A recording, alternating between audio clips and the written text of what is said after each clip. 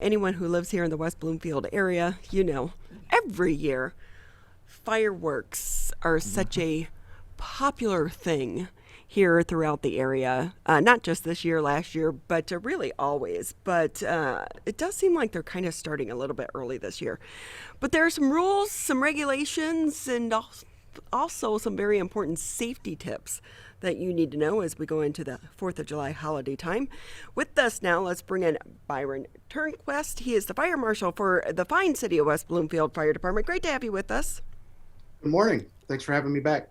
So, it's funny when I pull you up on Facebook and you pull up the West Bloomfield Fire Department, businesses, they'll give you the hours listed for your hours, always open. Always open, always ready to serve. And does it get busy there at the fire department this time of year? It does, and we're very fortunate that we are a full-time career fire department, that we have 6 stations staffed 24 hours a day, 7 days a week with professional firefighter paramedics ready to serve. Yeah, I always wonder how some of the smaller departments do it with volunteers. I think Walled Lake. Is Walled Lake still volunteer? I don't remember. It's been a few years. But with that, as we go in this time of year, obviously, I feel like as a reporter, I've done the fireworks safety story every single year of my career. And yet, every single year, people get hurt because they don't listen. What do you want people to know? Uh, we just want people to enjoy the holiday, enjoy all of the festivities, and be as safe as possible. Um, the fire department, we want to always recommend and we always encourage everybody to go attend one of the professional shows, one of the professional fireworks displays, and really go enjoy it. You don't have to worry about setting the fireworks up and keeping people away. Those measures are already in place, and you can just go enjoy the show. If you do choose to use fireworks at home, the Michigan law has changed recently. Right now in West Bloomfield, Keego Harbor, Sylvan Lake, and Orchard Lake have all enacted ordinances that are in line with the state law that limit when you can use fireworks. Right now, you can start using fireworks on June 29th through July 4th, and you have to end each evening by 11:45. And that's in an effort to be respectful to your neighbors.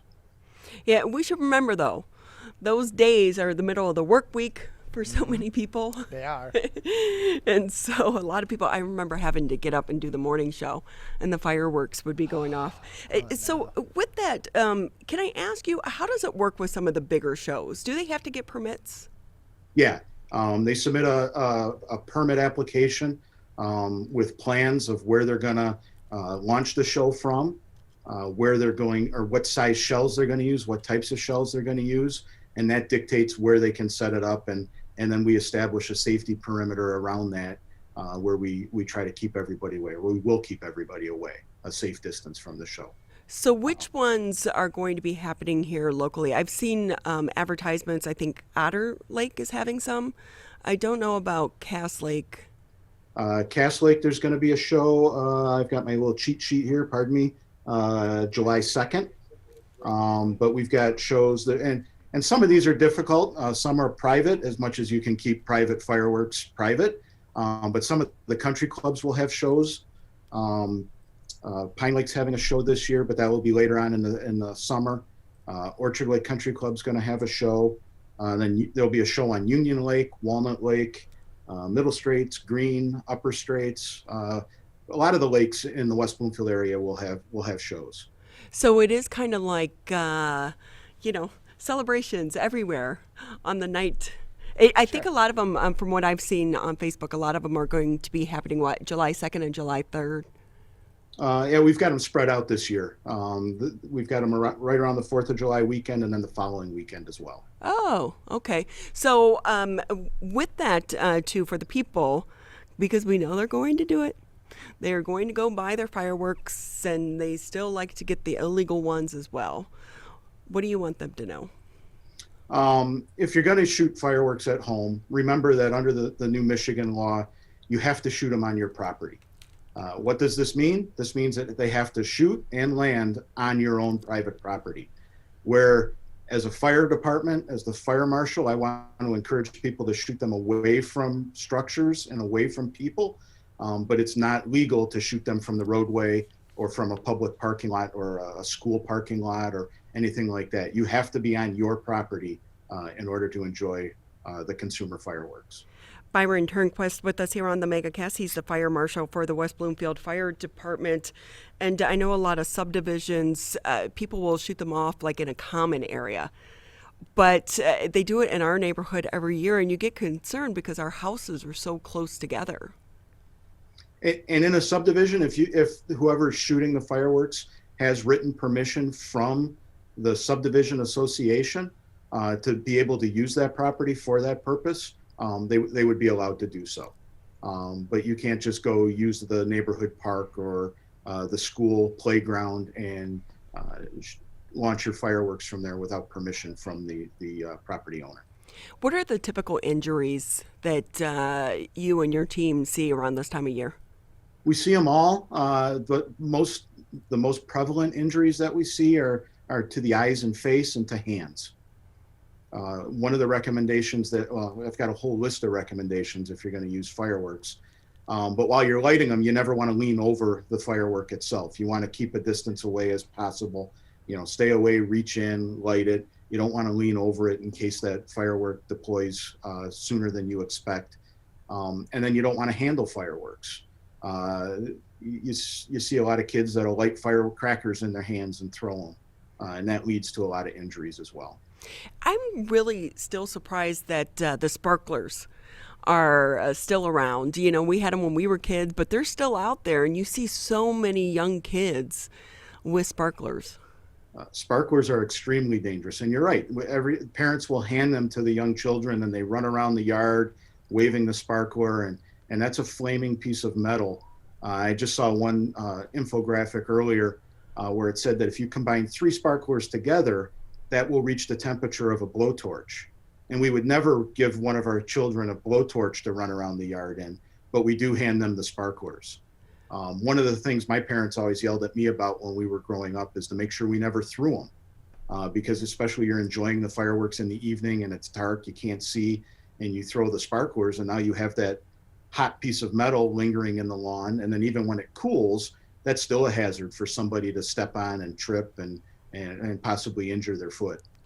And with that, too, we should mention that if you're going to be using them, have a bucket of water. Always have a bucket of water. And the water is there for 2 things. One, if a fire were to start, you've got water readily accessible. A fire extinguisher is always a good thing to have on hand. But we always recommend to, when you're done, before you put the fireworks in the garbage for the evening, soak them in a pail of water or a garbage can full of water and wait till the next day after they've soaked, just to make sure they're definitely extinguished. We've had a few fires over the years where people have cleaned up after the evening of celebrating, put all the fireworks in the garbage can in the garage with other combustibles, and then an hour or so later, we're on scene, battling a house fire. And with that, too, do you want to talk about what's legal and what's not when it comes to purchasing them? Yeah, the consumer fireworks, you want to stick with the professional, the stores.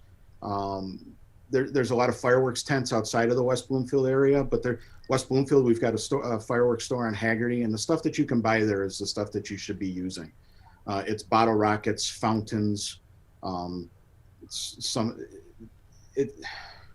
There's some of the, I forget, I'm trying to think of what they're actually called, but they're like novelty fireworks, where you'll have a boat that'll run across the sidewalk and some of that stuff. But it's all the consumer grade fireworks. You want to shy away from anything that you buy from a friend or out of somebody's trunk that looks like this. This is a professional grade firework that needs to be launched appropriately and handled by somebody that's licensed to do so. Have you had or seen people purchasing some of the illegal fireworks offline? Yes. Online, I mean? I don't know if they're getting them online, but every couple of years we run into somebody that's causing trouble with these, or something goes wrong with a firework that they shouldn't have. Again, we're talking with Byron Turnquist. He's the fire marshal for the West Bloomfield Fire Department.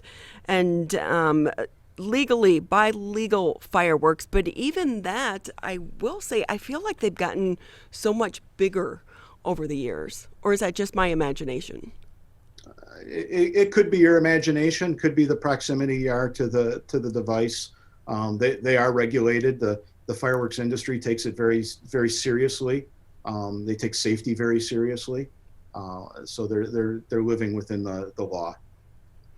And with that, Fire Marshal, anything else going on over at the department? I know we always focus on fireworks this time of year, but any other safety messages you have for us? Oh, always. This time of year, again, going along with the fireworks is the outdoor barbecue. We've already had one deck fire from a barbecue that got away from a resident. It's very important that while you're using your grill, make sure you keep it away from combustibles. That includes your deck. A lot of us have them on our decks just out of convenience, but it's best to have them off the deck, away from anything combustible. Remember that railing is combustible.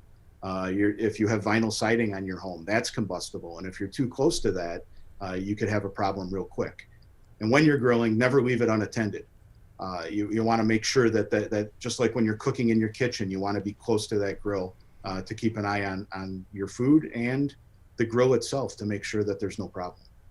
I'm sitting here thinking, okay, ours is probably too close to the house, but also the arborvitae trees right behind it.